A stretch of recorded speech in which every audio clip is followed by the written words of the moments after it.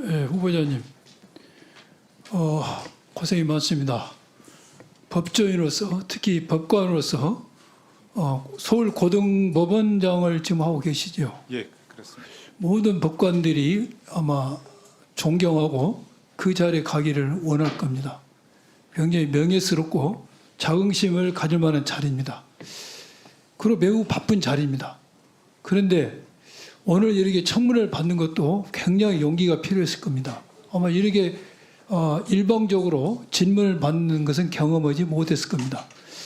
이렇게 굉장히 힘든 과정을 겪으면서 이렇게 명예스러운 보직이 있음에도 불구하고 이렇게 중앙선관위 위원이 되려는 소신이랄까? 사명이 뭡니까?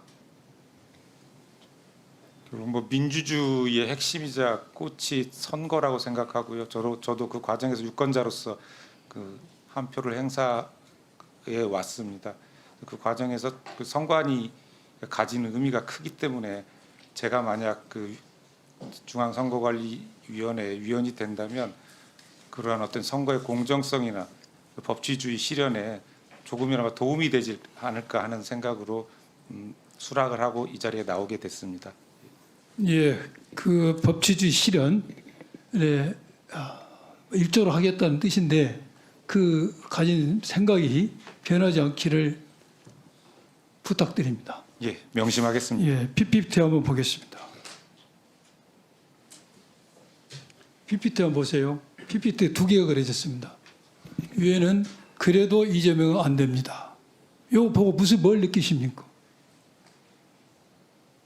반대하는 의견으로 보입니다. 무슨 반대하는 게? 저기 써 계신 분에 대한 반대 의견을 내신. 아니 그래도 이재명 안 됩니다는 플랜카드가 그리고 제 밑에 있는 이재명 카톡검열 인공기가 그려졌어요. 요 플랜카드를 개첩으로도 된다고 생각하십니까? 개첩은 안 된다고 생각하십니까? 그래서 지금 당장 좀 말씀드리기가 좀 어렵습니다. 다시 한번 봅시다. PPT. 한번 띄워보세요. 그래도 이재명 안 됩니다. 이 플랜카드가 작년 12월 16일 날 처음에 개첩이 됐습니다. 이것에 대해서 우리 선관위에서는 저것은 저렇게 달아놓으면은 표현의 대상과 내용에 있어서 일반이 볼 때 특정인의 낙선을 도모할 인식이 있다고 해서 결국 254조에 의해서 불허를 했습니다. 아시는가요 혹시? 그건 잘 몰랐습니다. 예. 그런데 그 뒤에 일부 보수와 보수 언론과 국힘 의원님들이 문제점을 제기하니까 이거 계셔도 된다고 허용을 했어요. 허용하면서 취지는 정치적 표현의 자유라고 이야기를 했습니다. 그 다음 PPT 한번 봅시다. 그러니까 처음에 허용할 때는 254조에 의해서 안 된다는 취지야. 그런데 허용을 하는 취지에 있어서는 90조에 가지 않으면은 된다는 취지를 했어요. 그래서 이렇게 선관위의 결정이 들쑥날쑥하면은 선관위 결정에서 누가 신뢰할 것인가 하는 생각이 듭니다. 요 점을 참고하셔서 선관위에서는 결정할 때 주의를 할 필요가 있다는 생각이 듭니다. 만약 12월 16일 날 처음에 개시 허용됐을 때 20일 날 이렇게 불허를 했는데 그 뒤에 보수 언론과 국힘 의원님들이 문제 제기를 안 했으면은 뭐 이게 그대로 갔겠죠. 그래서 이게 허용이 안 됐는데 이렇게 결정이 왔다 갔다 하면 안 됩니다. 또 하나는 제가 이 문제를 곰곰이 생각해 보니까 지금 정치적 표현의 자유라고 해서 광범위에 허용을 했는데 지금 탄핵 심판이 인용될 게 사실상 거의 확실시되고 거기에 따라서 조기 대선도 실시될 게 거의 확실시되는 상황이에요.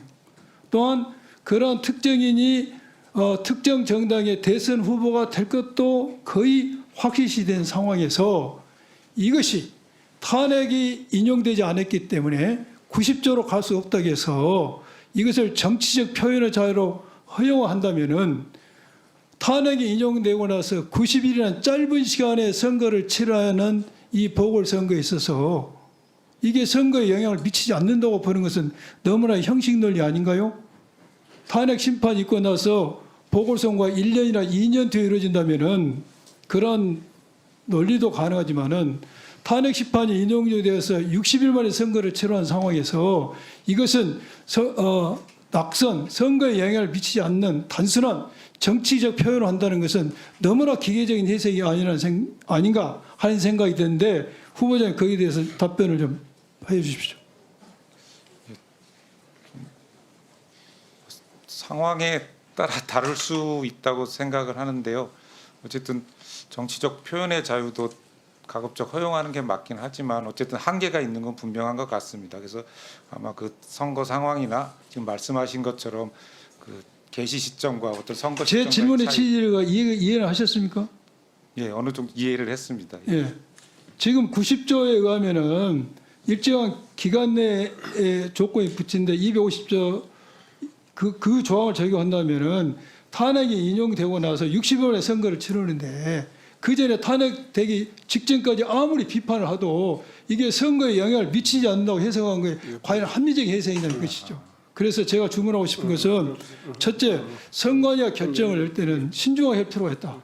두 번째는 이러한 조항에 있어서도 현실에 부응하게 법 해석을 해달라는 게 제 생각입니다. 예, 맞는 말씀이라고 생각을 합니다. 예, 그래서 저 방금 말씀드렸듯이 현 상황에 따라서 적합하게 법 해석을 하는 것이 또 마땅하다고 생각을 하고 있습니다. 예.